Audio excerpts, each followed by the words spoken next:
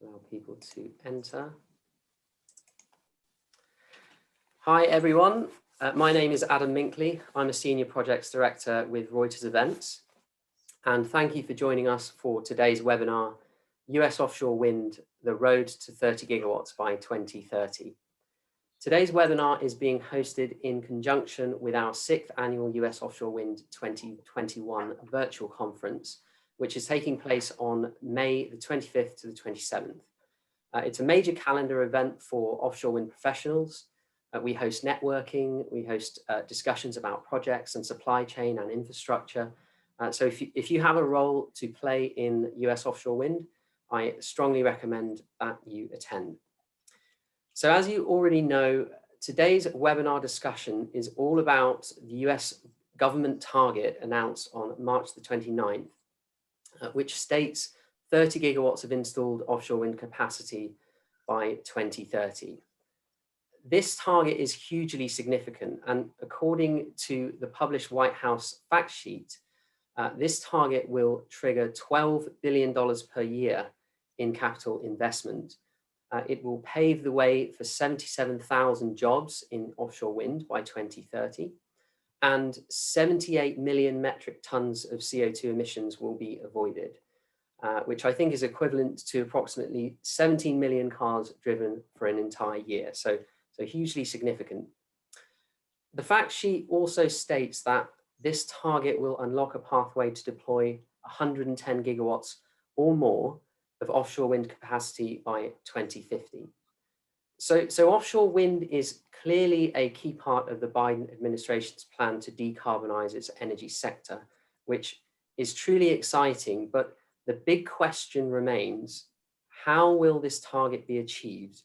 And that is the aim of today's discussion, to unpack that target, what it means, and the action that will lead to its success.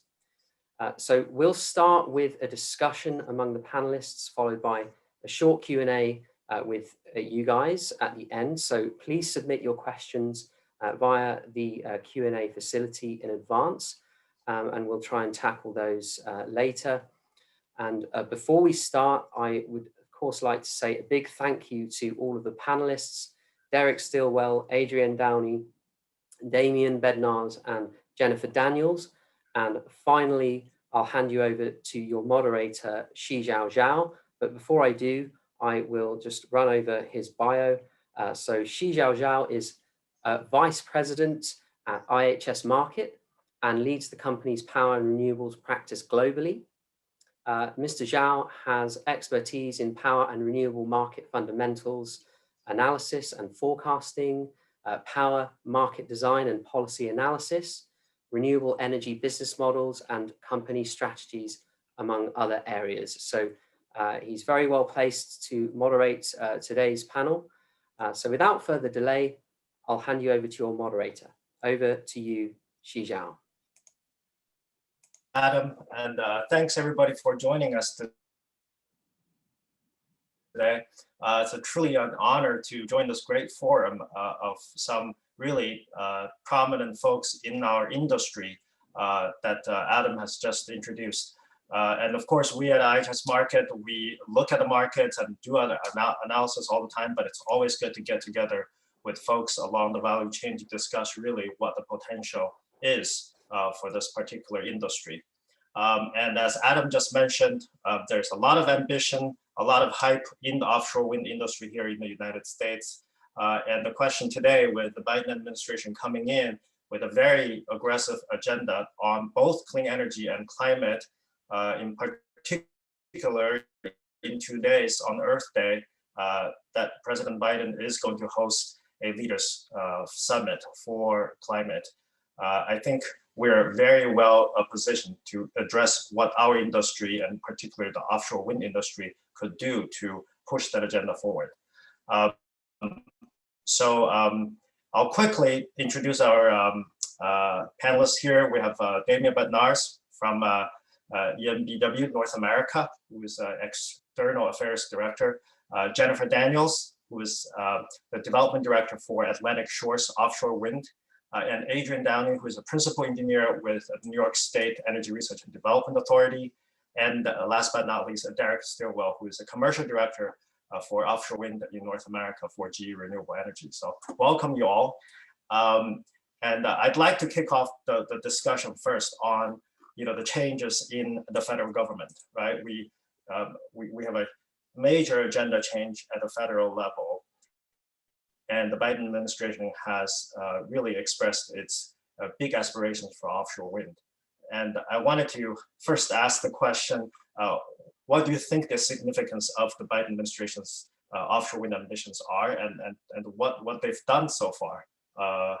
Maybe I'll give the question to Jennifer first, and then anybody else who wanted to come in, or Adrian or Damien, if you wanted to come in on this question. Maybe Adrian, you want to go first?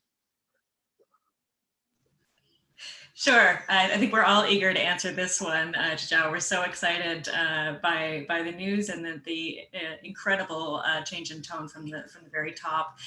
So thank you very much, Zhao, for the opportunity to join, and Adam and the entire Reuters Events team for the opportunity to really touch base and share some opinions on some extraordinary news over the past number of months. So the road to 30 gigawatts and the significance of this announcement just cannot be understated. We are living in historic times. That is not hyperbole. That is a fact. There are just major shifts that are happening, socially in the urgency of climate change, and it is incredibly powerful to see the Biden-Harris administration come out as strongly as they have in support of the offshore wind industry, in support of climate solutions broadly, and to see that tone being set very expressly, very directly from the top is incredibly encouraging. And so, as you indicated, I work on behalf of the state of New York with NYSERDA as the principal engineer for offshore wind. The states have been tasked with really holding down the fort and continuing to lead the charge in the fight against climate change and in a pursuit of a clean energy future. And it is so much more powerful when the state's goals and visions are backed by federal support, such that we have alignment between these industries. Here in the United States, offshore wind is a very unique resource in that it straddles both federal and state boundaries.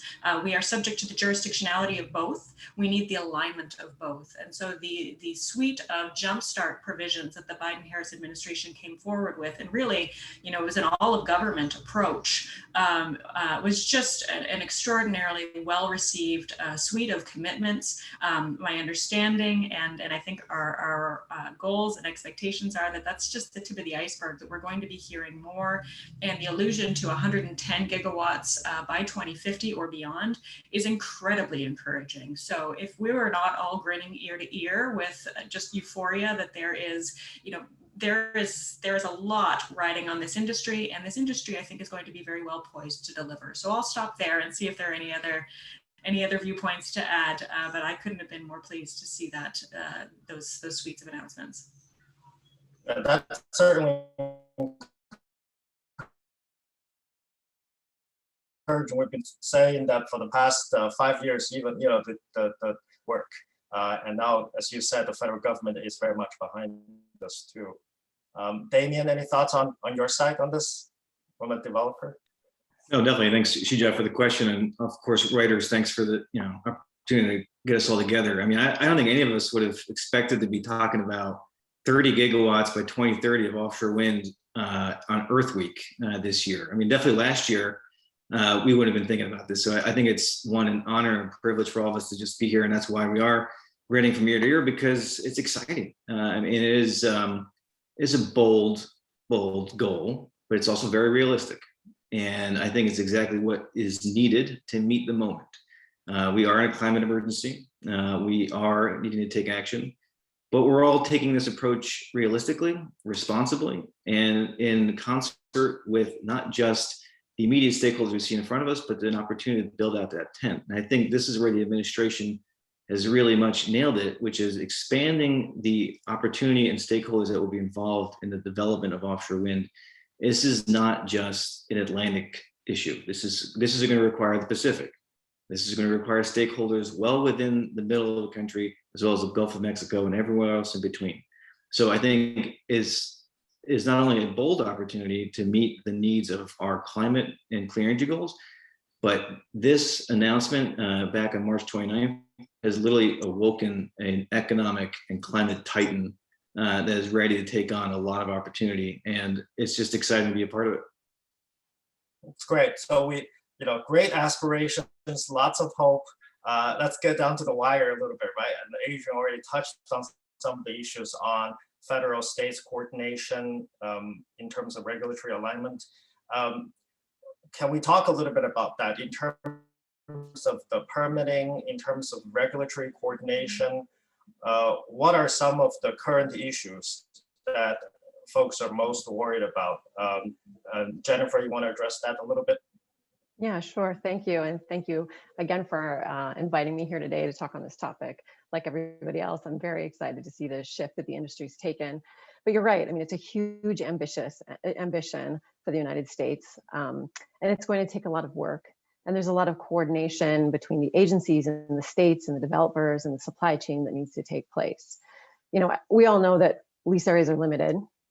And the states, as Adrian has said, have been really, keeping the industry alive and fanning the flames. And I think they're still going to have to take a very active role in kind of the who's, the wheres, and the whens of these lease areas.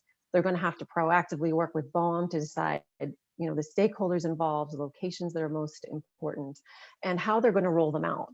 That kind of line of sight for procurements, for lease areas, and even project approvals is really important, not only for us developers, but also for the supply chain.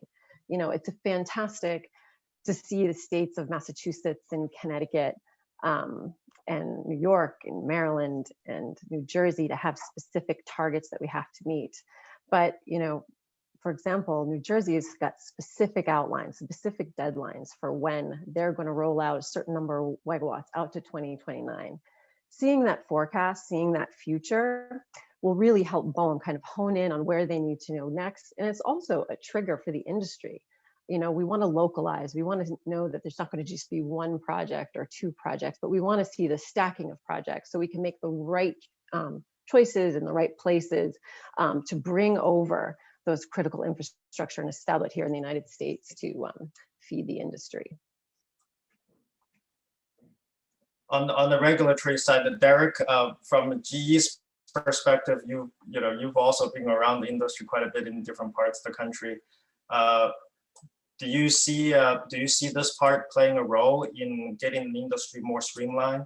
Yeah, I think we're facing a moment that is historic, and the opportunity that has been afforded to us, I think, is now just being crystallized by the administration. So speaking about the view towards streamlining processes, making sure that there aren't any additional delays, just reflects an understanding of the moment in history that we are with regards to carbonization or decarbonization, and with regards to the window that we have to make some substantive changes to the way that we generate and manage our electricity use.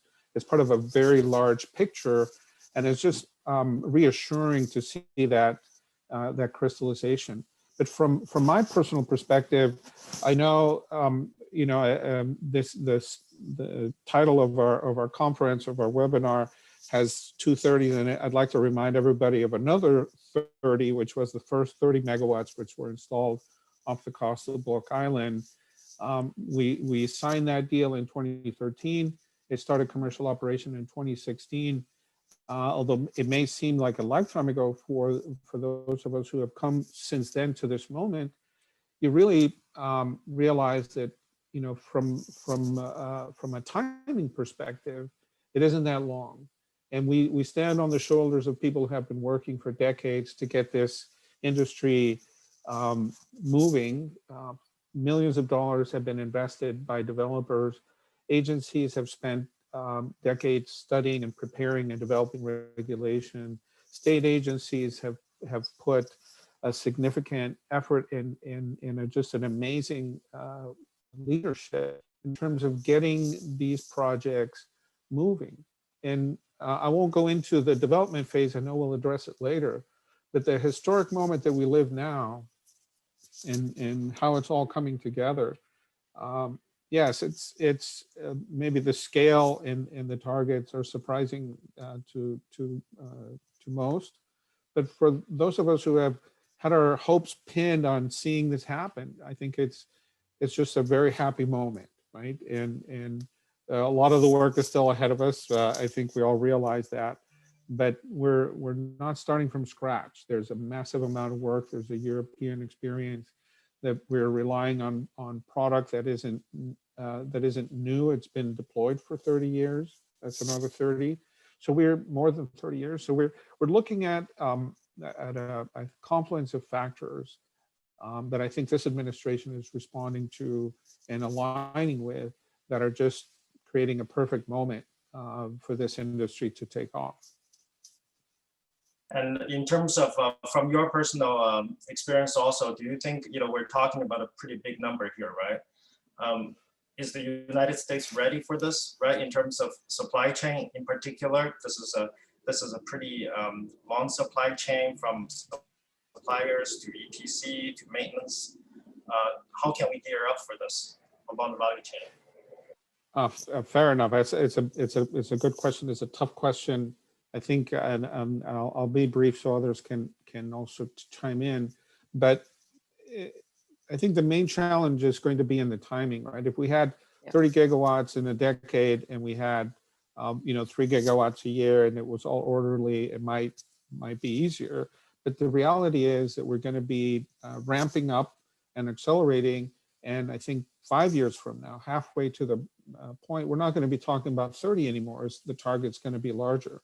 So we just need to focus on developing the kinds of solutions from a regulatory standpoint, from a supply chain standpoint, from a port and vessel standpoint, and work together as an industry to prepare us for what is going to be massive investment, massive construction activity, and being able to find solutions and work together to share them and to implement them, I think is going to be key.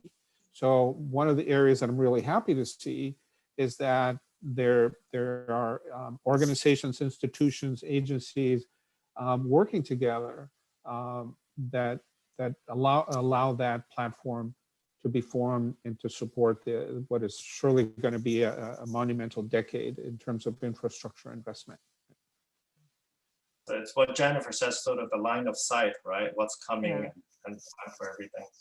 Yeah, and to that end too, in terms of that regulatory certainty, the line of sight, I think this is where the administration and BOEM could really help us, right? So lots of money being spent by developers and the industry to kickstart it, at certain moments in time. We have now 13 construction operation plans, COPs, waiting in the queue for evaluation that have been sitting dormant and are ready to go. BOEM has this goal of rolling out 10 in 2021 and having 16 completed review by 2025. That is a massive, massive amount of work that needs to be done on top of vetting and doing all those auctions.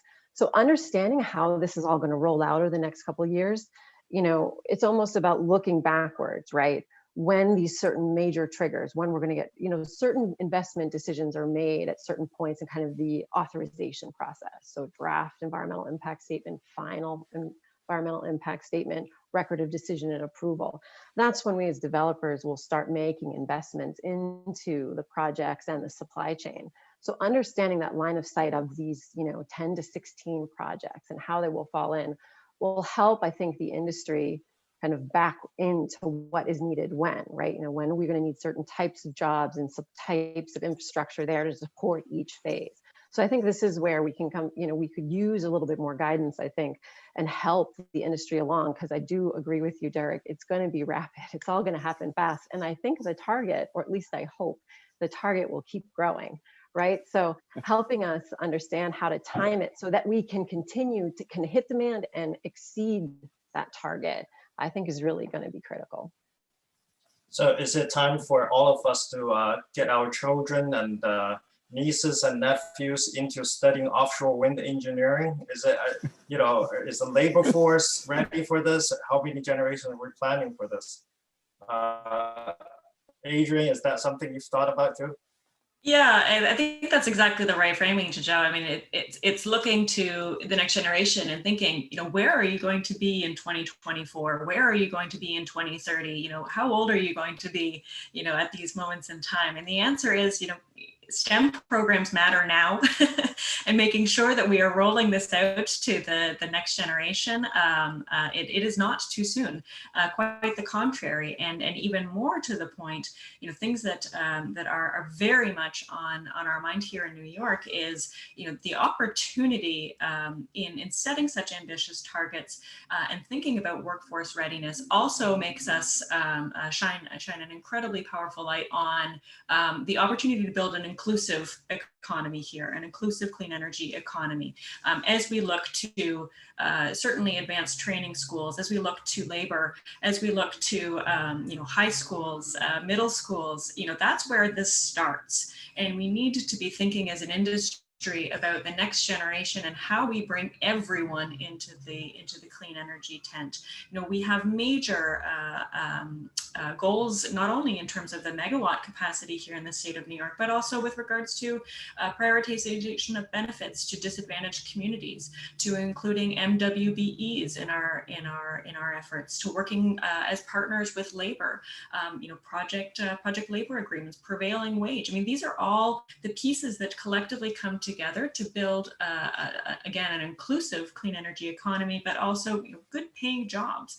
And nothing quite like the pandemic to have shown us about the extraordinary inequities that persist in our society, and the opportunity, again, that we have in a new economy, in a new industry, in a titan, as Damien well put it. I like that term a lot, to bring these opportunities to bear. And these are, really, these are our assets and investments that are going to be made tremendously to coastal communities. Coastal communities are also on the front line of the effects of climate adaptation. Resiliency efforts that we are going to be supporting in terms of grid investments and bringing these projects to bear also have the opportunity to confer tremendous benefits on those communities in helping to service their resilience. So it really is an all of the above package that we're talking about, of infrastructure benefits, workforce benefits,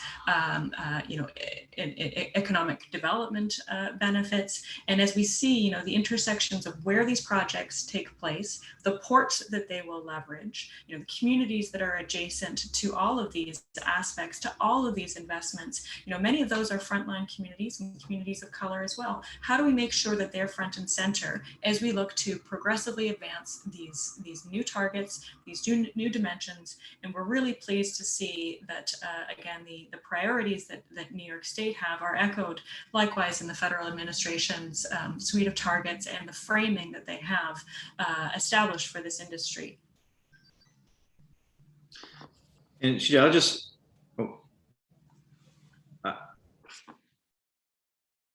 I would just only add to what Adrian was saying in terms of, where we are in the workforce piece is that,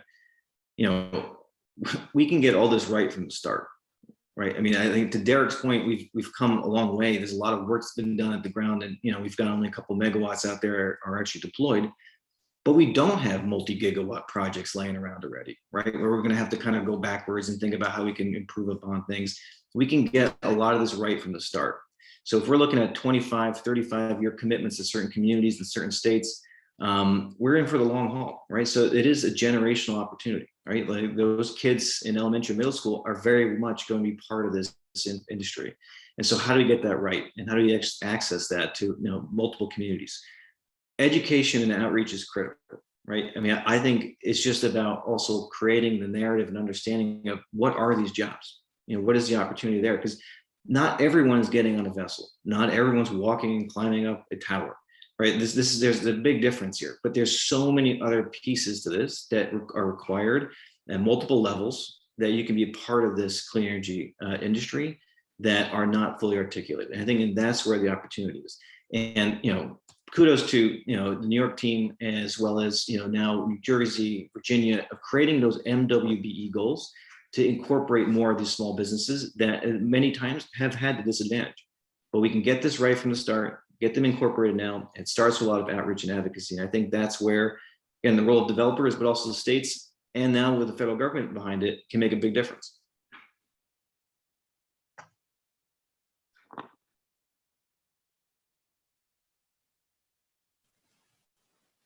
Oh, I think she Yeah, we Can't hear you. Oh, sorry. Let me restart. When I was living in Massachusetts, I think a decade ago, I remember the coastal community was opposed to the offshore wind projects, right? We've certainly come a long way, and we mentioned community involvement. Adrian and Damien both mentioned that. Do we think the next generation of people, whether or not they're higher income or lower income, are going to be much more accepting those kinds of community issues will be addressed? Well, if I may, I think a lot of it has to do with, are we able to deliver them benefits? Are we able to deliver them opportunities? When you go down to the beach, and if you, stick your arm out and you look down your arm, and maybe a quarter of your thumbnail is the horizon that you might see of a few turbines. I mean, that's certainly going to be the case in when we go to the Far Rockaways in New York City or Long Beach, right?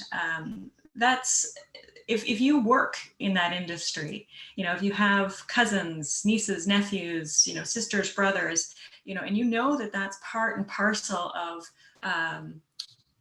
our approach to fighting climate change. Those are communities that remember Superstorm Sandy.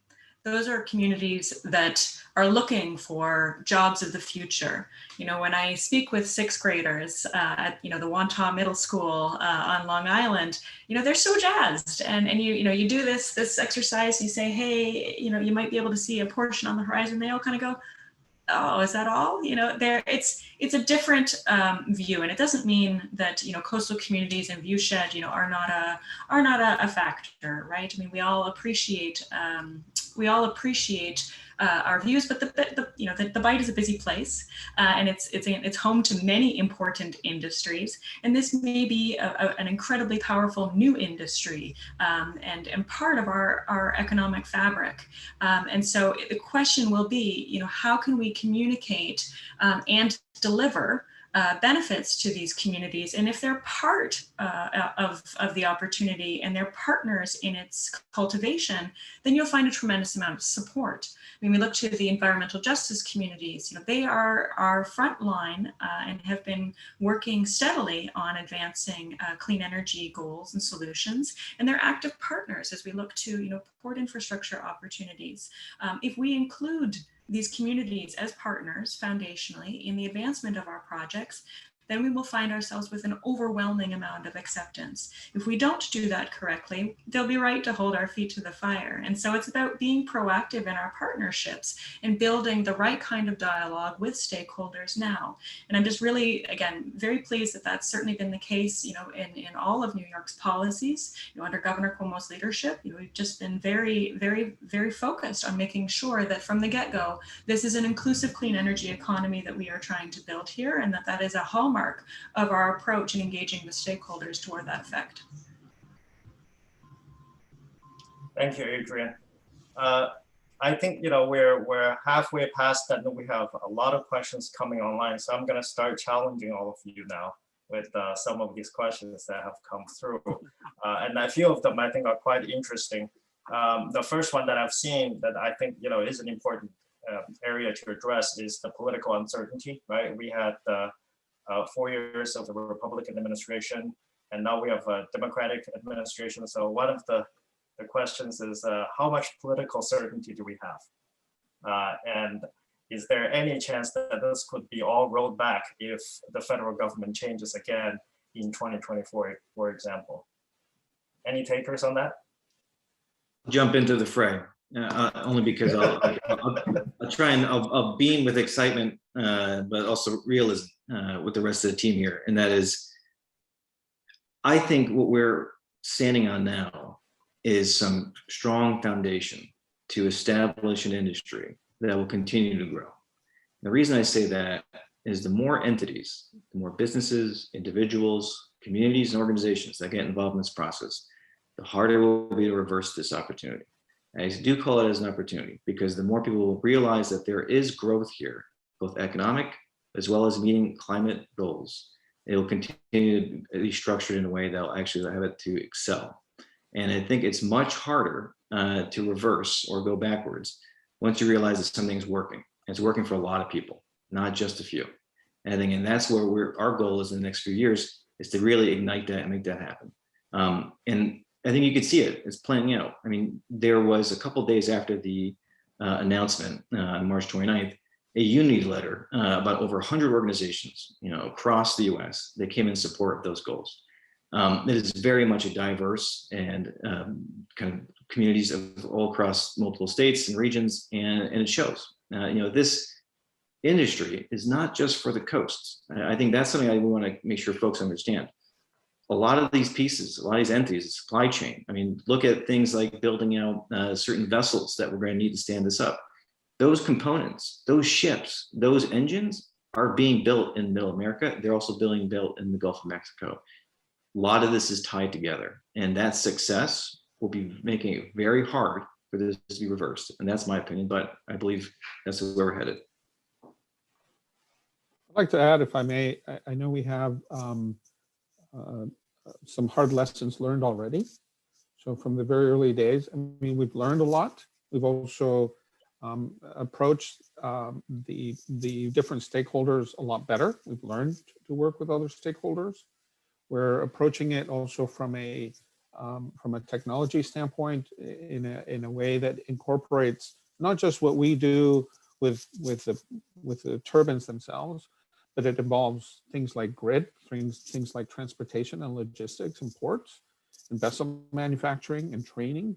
So the platform is a lot broader, right? And the opportunity, I think, is beginning to manifest itself. But we, like you say, Damien, realistically, we are entering the nuts and bolts phase, right?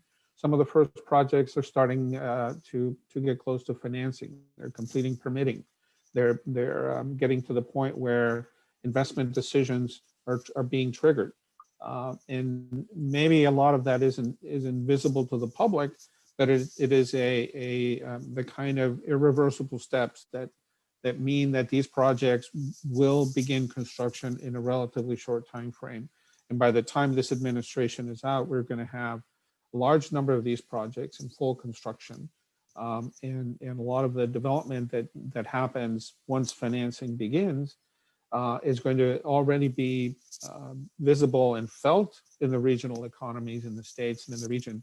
And that's going to help us ensure that regardless of the views of the next administration, that there's going to be support because the stakeholders in the communities will see benefit, right? So it'll be up to us to make sure that we do the right things to get that moment right. Now, if I can just layer on here for some additional thoughts, and I completely agree with Damien and Derek's additions. New York has just finished, it's announced its most recent solicitation and announcements. We have a combined total of 4,300, actually in excess of 4,300 megawatts in active development, all of which was contracted in under state leadership. This is moving. The train is leaving the station. We are doing everything we can as a state to show that really, the goals are they're not goals, they're mandates. These are legal mandates that we are working to implement. We have, bipartisan support for offshore wind in the state of New York. Really, it is an incredibly powerful opportunity to have the states and federal goals aligned. But the past 4 years have been a perfect demonstration of the fact that this industry is moving forward. The powers towards where energy policies really reside is with the states and will be advanced.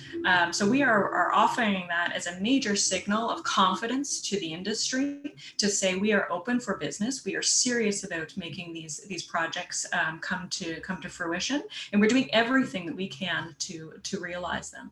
More than 4,300 megawatts in active development is already signaling, the vitalization of 5 ports in our state. We have work underway for more than $12 billion of economic benefits being brought, in-state spending, 6,800 jobs that are anticipated in fulfillment of these projects. That is far too compelling to turn away. And so again, the success that this panel is describing is amplified. The opportunity is greater when we work in partnership between the federal government and the states, but the states are moving ahead. Thank you. Those are all very well thoughtful points on the political side of things and how we could be moving forward regardless. I want to switch here a little bit. There's a couple questions I think on the sort of very realistic on the ground issues on the cost competitiveness of offshore wind power. A couple of folks asked, and I think I would also echo that in our analysis, we're talking about, the capital cost of building offshore wind being, 3 times or even 4 times that of onshore wind right now in the US. And of course, the levelized cost of energy is also much higher. In this kind of environment, how do we ensure that the developers going in, looking for reasonable cash flows are incentivized to invest? Does anybody want to address that? I'll jump in before Eric, I let I'm the looking at you, developers. maybe Yeah. just- No, I'll jump in before I let the developers speak, because I think they're the ones making the major investments. We invest in technology, and I'd like to address it from that standpoint. The average turbine being installed in Europe when the Block Island turbines were installed was less than 6 megawatts. Just to give you a sense of where the technology is going and what's happening. By the time we install the first turbines here, the average size of the turbines being installed in Europe will still be smaller than the first turbines installed here. Why? Because of the time lag and where we are on the technology edge in terms of where this market is. That means that the 12, 13, 14 megawatt turbines that are cutting edge now are having an impact on price. I think roughly about 25%, and granted, Block Island was the first project, it was a small project, but the awards are roughly 25% of what the power price was for Block Island. These are all public figures. And this is just in a short 6 years, right? So from 2016 to today, it's a really short period of time to see power prices reduce to this extent. As we see the wind farms multiplying, and we see economies of scale in the supply chain, in the servicing, in the workforce, and everything else, that's going to allow us to be more competitive. And if anything, as the last 5 years have taught us, if it's taught us anything, is that we're not operating in a vacuum, right? We're part of an ecosystem, right? So we need to be, and I'm sure developers, I'll let them chime in because they're more on the bleeding edge of that, is they're facing the challenges of getting this power to the grid, what it means to look at power markets and interconnects, and how do you make the most of a resource that's really good, so the reliability is great. There's an ability to interconnect to the grid close to the load centers. There's potentials for efficiency there, and so we still have a lot of work to do in terms of making the most of this, and that work is just starting now that we enter the execution phase. And I'll stop here to let others chime in. Anyone else want to tackle the competitiveness question? I'll definitely answer, but I don't want to jump ahead of Jennifer. So No, go ahead. I'll pick up. Go ahead. You started. no, I mean, I think there's one general rule to all this, and it's very simple. Costs are going down, right? I mean, I think you can see that in Europe, and it takes scale. And now what we've got here in the US is certainty, and then scale will follow, and the cost will continue to go down. And you see that in terms of our allies and partners, both in the States and in these power markets, to bring this to a point where the economics are more than making sense and the decisions are being made, right? I mean, there's a reason why further traditional energy sources and sources of generation won't be considered, because it would be too costly. It's as simple as that, right? So the math is going to be working even more so in our favor. I think the extension of tax credits with our federal partners is also supportive because of this industry for this scale. And so I think additional things like the ITC and the investment tax credit and the production tax credit, not only to offshore wind, but in terms of transmission is all welcome. And this is where it takes to actually get this moving even further. But yeah, my simple message is the costs are going down and the examples are everywhere. Yeah, I have nothing more to add. You hit the points I wanted. Jeff, I might just one more piece in that regard, and I fully concur that costs are going down and that deployment and scale are the necessary recipe. I'd add, what Derek indicated as to localization and the opportunity to cultivate efficiencies as we grow the industry locally. That will all be tremendously important, but it requires implementation to make it happen. And so that's the first point that I just really want to emphasize. We can't sit back and wait for a declining cost curve that will never come to fruition if we're not advancing the industry. We need to be advancing it in order to achieve and to realize those declines. But furthermore, as we look to the costs, it really, our first procurement when NYSERDA went out to market, yielded a full all-in cost of development of 83 cents per megawatt hour. I mean, that's or 8.3 cents per 83 cents, excuse me, per megawatt hour, and it was just or $83. Good Lord, here I am. It's that it's like time for coffee, right? $83 per megawatt hour. Thank you, sir. Like I appreciate it. More coffee. No, but units aside, the all-in cost of development is extraordinarily competitive when you think about what were land-based renewables even a couple of years ago. These are great prices. That was 40% less than what we had anticipated. When we set the policy mechanisms in place. And we're only encouraged as we look to the future. That's less than $1 a month for ratepayers, and as a result, we get tremendous benefits in terms of economic development and job creation and growth opportunities.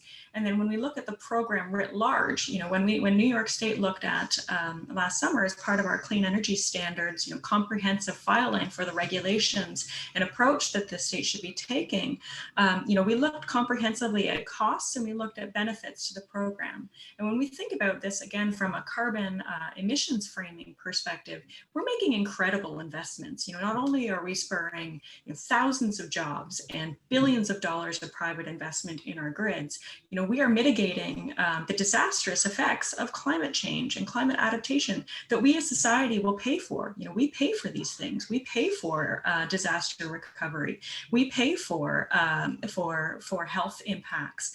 And when we look at those factors, we came and we looked at the cost of the programs, even with the cost of the beginning of a declining trajectory as well as future costs. And we looked at the total benefits that are accrued.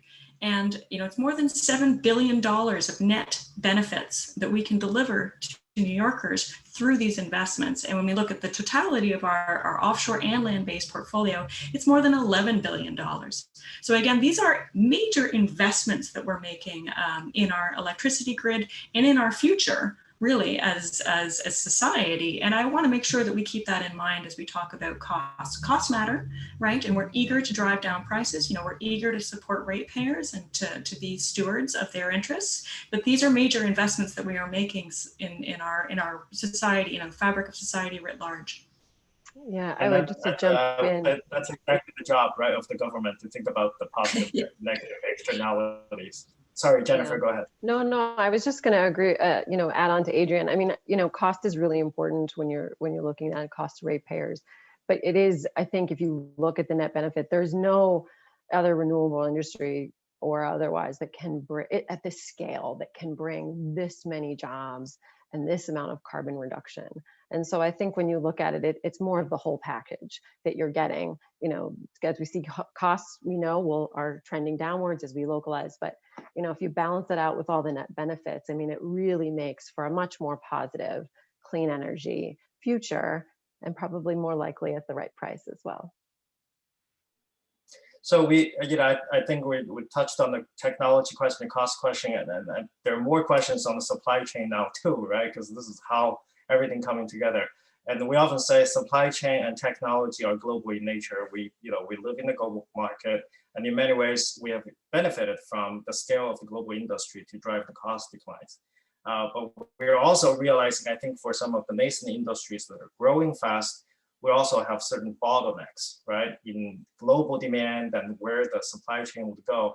I was just talking to our APAC team, and they're looking at right now in Asia, 20 gigawatts of offshore wind under construction at the moment in various countries: China, Japan, Korea, Vietnam, and they're counting over 200 gigawatts that have started permitting, some kind of planning.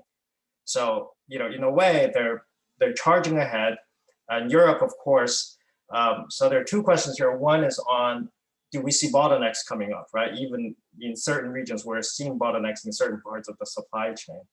And two, how fast can the US build out the supply chain to be competitive in the global landscape, potentially supplying to other countries in the longer term, even for, we're talking about jobs. Have we thought about those questions? I think for me, it's that line of sight, right? So we've been kind of running in place for a little while. We have lots of projects, we have targets, but it's about now the line of sight when we think these projects are going online and where we will line up in that queue, and about helping our suppliers come and localize at the right time with the right support, so that they can be ready both here and for the time being when we need global supply, and we'll always need global supply.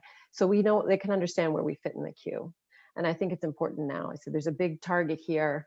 There's lots of desire for it under this administration, but how does it fit in kind of here in the US and building out the supply chain, and how do we fit in the global picture? And I think that's where we do, like I said, need a little bit of time to get a more accurate line of sight at large for the industry. And I would add that this is something that's already in progress, right? So bold investment decisions have been made by developers. Bold leadership visions have been charted by states and the federal government. We've made bold investments in technology, and the visible parts of it, which are not the wind farms yet, only one or two, but the visible parts of it are the people that are already employed in developing and permitting and doing the engineering work here locally, all the people that are doing support work. This is just the tip of the iceberg, and we're going to see the kind of localization of activities. Before we get to manufacturing, I think we're going to see port investments. We're already seeing vessel investments being announced. And it has to go through that timeline, and this visibility that is afforded by these strong visions by states in making large procurement programs is the footwork that needs to be done so that we can see that realization. But it is a global industry. We cannot have global competitiveness if we don't have that global view. And so it's important for us to see where we fit into that. I think the concerns about bottlenecks are reasonable, but these are concerns that we're looking at and we're planning for, that the states are making investments in to make sure that the supply chain is there, that all the rest of the infrastructure is there. And the current investment targets are very reasonable. They're very large, but there's no concerns about whether the investment will be there, because there is a visibility to those procurements. So we're just beginning to see the start of it, but it's going to come together as time passes. I mean, and this will be in the next 2 to 3 years. We're going to see a great deal of activity starting in 23 and 24, and it's still only going to accelerate from there. So we're not there yet, but we're working towards it. And if you talk to any developer, or any of the state agencies, the feverish activity levels are just amazing, right? Maybe those that are outside or not inside one of these companies don't see them, but just the level of activity that's already happening is gearing up toward that. This is not going to surprise us. We're getting ready for it. We will be ready for it. Thank you. We are nearing the end, but we have some questions that are really people getting very personal on these. They're asking if they were an engineer, what they should do to prepare themselves to be hired by some of you. Okay, if they're a business development person, what they should do to be hired, a regulatory specialist. I think we have jobs along the value chain that would all come up, and maybe each of you can talk a little bit about sort of the, you know, if we have a high school graduates or somebody in college right now, any skills they should try to acquire. Well, there's really so many, right? It's just about, I feel like you should just follow your passion. I mean, I work with photographers and videographers every day, right? So the visual simulations that we do, I mean, that's art.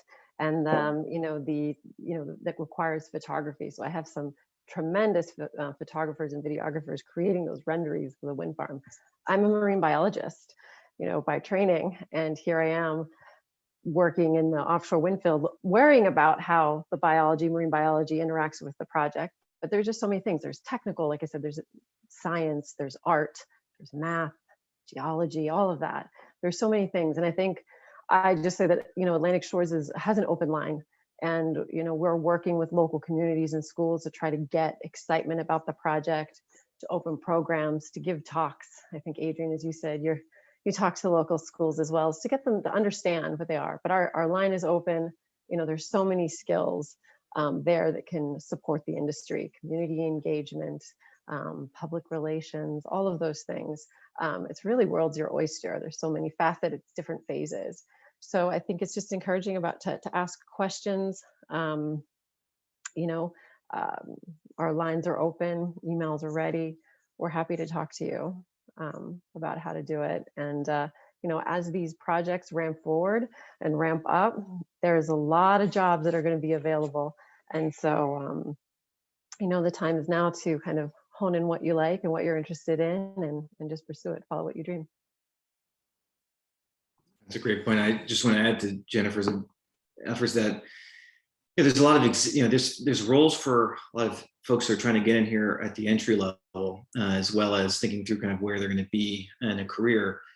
But we also shouldn't lose sight that there's also a transition taking place in this country, right? And I think fairly frequently I get, you know, folks within the oil and gas industry in particular, and those few Houston transplants reaching out and saying, how do we get involved?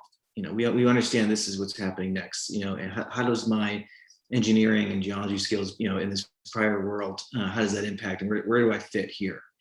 And the truth is, there are a lot of opportunities there, right? So even thinking through what that transition looks like for those, you know, working in traditional energy sectors and how they transition to this new clean energy economy is critical, because we want to make sure we try and lift all boats at the same time. And I do believe there's a lot of transferable skills. And so to those in that industry, you know, they feel hard that there is opportunity here too. And that's an area that we also continue on education outreach for.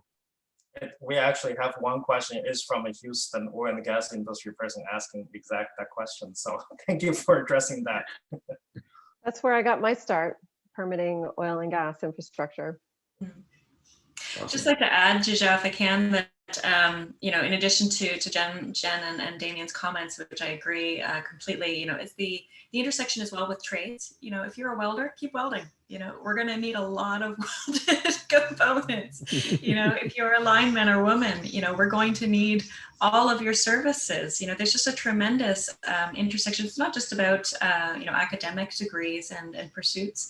Certainly, there's a huge intersection as well with the applied labor force, with, you know, with labor, with skilled apprenticeships, you know, in pre-apprenticeships, you know, speaking about training, particularly deepening training, as we look to an inclusive clean economy, certainly it's about bringing in sectors from oil and gas and helping their just transition, but it's also about getting to the communities that have been historically and continue to be today, disadvantaged. How do we get to them?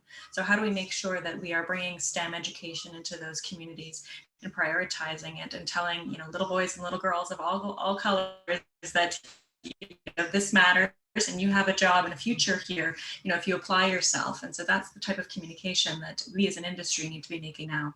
And I would add, if I may, these are all excellent comments, but if you're interested and if you're looking for work, just learn about where the industry is. There's a lot of activity, there's jobs open today. If you need to learn about what the industry will be looking for, there's at the state level with developers and ourselves, there's resources available to you. So if you're interested in entering the industry and want to see where your skills fit in, do a little research. Reach out to agencies and organizations that have been set up by developers. They're out there. So it doesn't take a lot of work, but it does take a little bit of work. You need to reach out and learn about what activities are out there. But there are some, and we're not hard to find. So happy to help in any way that we can.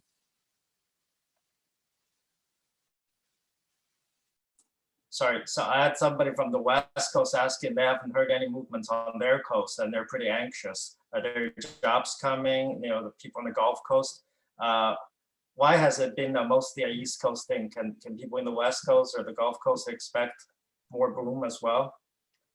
I think it's about timing of the technology, right? Out here on the East Coast, we have fairly shallow waters and, sediment conditions that are conducive to those traditional foundations. So monopiles and jacket foundations. On the West Coast, we're talking about much deeper water where traditional foundations aren't going to be as easily or aren't going to be economically deployed. It's going to be about floating. And we're seeing those floating technologies come into play, right? We're seeing a lot in Europe come through, pilot projects, and even the upscale of those pilot projects. So for me on the West Coast, my parent organization, EDF, is involved in floating technology over in Europe. And so we're waiting too for that opportunity for, floating to come to the US. But that's really, I think that's where the West Coast is waiting. And I know that there's lease areas out there. There are call areas that BOEM has been investigating for years now. But again, it's about investigating those areas and kind of just being in a holding pattern. My hope is with this administration and this huge target, we're going to start seeing a lot more view towards the West Coast and what floating technology can bring to that coast is, like what the more traditional foundations are bringing here on the East Coast. Yeah, I'll just only add that, the West Coast numbers are going to be part of that 30 gigawatts. It's going to happen. And, ENBW as a project out there in Central California, looking to develop floating technology in Morro Bay. And we've been at that for a few years now. And I think local efforts have paid significantly. There's a strong interest on, at the county and local level to get this industry there. And it'll be very unique, right? And I think it'll be very different than the East Coast. But a lot of the same kind of formula applies, which is how much can we localize? How much can we build out this diverse workforce? And how can we stand this up? And I think there's a huge opportunity out West. And it's just going to be another one where I think the US has an opportunity to lead on too, in terms of scaling floating technology out there.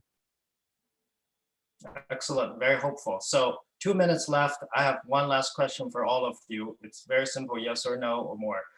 We started the session on the 30 gigawatt ambition, right, by 2030. And I might come back and check with each of you 9 years to see what you predict today is true. Do you think it will be achieved 30 gigawatts, or do you think it will be much higher or much lower? One line question, one line answer from everybody. Maybe I'll go around the sprint. So Jennifer, why don't you go first? I think we're going to hit it and then some. Okay. And then Damien? We're going to surpass it. Okay. Adrian? Go big or go home. And Derek?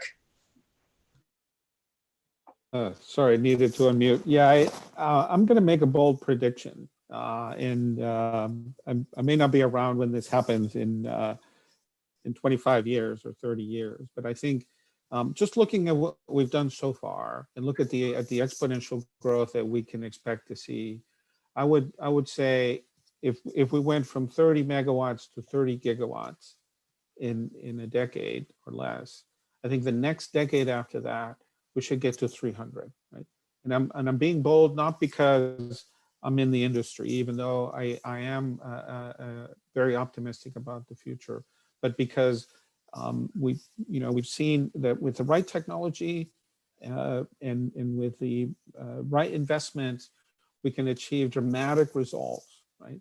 And renewables has that quality. Offshore has that quality, and the ability to have phenomenal results is not an optimistic notion. It's reality by applying what we know how to do, the expertise, the investment, and working together with communities. Thank you. And I want to wrap up today and thank you to all the panelists today. Thank you, Jennifer, Damien, Adrian, and Derek. And thanks to Reuters Events for organizing this. And I'm sure we'll talk more about this. There's plenty to talk about. And I hope everybody will stay in touch with us. Thanks, everybody. Thank you very much. Thank you. Thank you Thank very you. much for having us. Bye-bye. Hi, everyone.